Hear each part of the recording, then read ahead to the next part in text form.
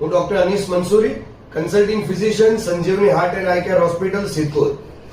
દોસ્તો, આ CT scan brain એટલે મગજના સીટી સ્કેનની પ્લેટ છે.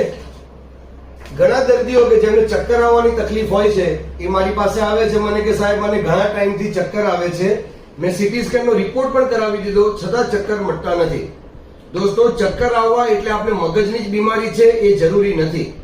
અમે જે રીઝન જોયા છે એમાં મુખ્ય કારણો જે ચક્કર આવવાના એ છે, એક કે જો આપણે શરદી હોય, શરદીના કારણે આપણે સાઇનસ ભરાઈ ગયા હોય અથવા તો કાનનો પડદો સંકોચાઈ ગયો હોય તો પણ ચક્કર આવે. બે, આંખોમાં ચશ્માના નંબર હોય તો પણ ચક્કર આવે આપણે. ત્રણ, કે જે મણકાની નસ આપણે ગરદનને ઝાટકાથી હલાવીએ અને ચક્કર આવે તો એના કારણે પણ મણકાની બીમારી હોઈ શકે. અને ચાર, કે આપણે જો બીપી વધારે રહેતું હોય તો આપણે ચક્કર આવે. આ ચારેય બીમારીઓમાં જો આપ સીટી સ્કેન કરાવશો તો એ નોર્મલ જ આવશે. અને કેમ કે આપણા શરીરમાં ચક્કરનું કારણ અલગ છે એટલે ચક્કર પણ આપણે મટતા નથી. દોસ્તો, સીટી સ્કેન એક મોંઘો રિપોર્ટ છે અને એમાંથી નીકળતા રેડિયેશનના કિરણો આપણા શરીરને નુકસાન પણ પહોંચાડી શકે છે. તો ચક્કર જો આપને આવે તો એનું યોગ્ય નિદાન કરાવો.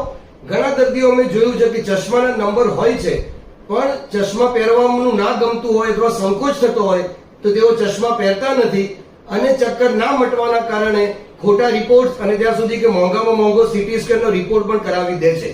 જો આપના ફેમિલી કે ફ્રેન્ડ સર્કલમાં કોઈને ચક્કરની તકલીફ હોય તો આ મેસેજ અમને પહોંચાડજો.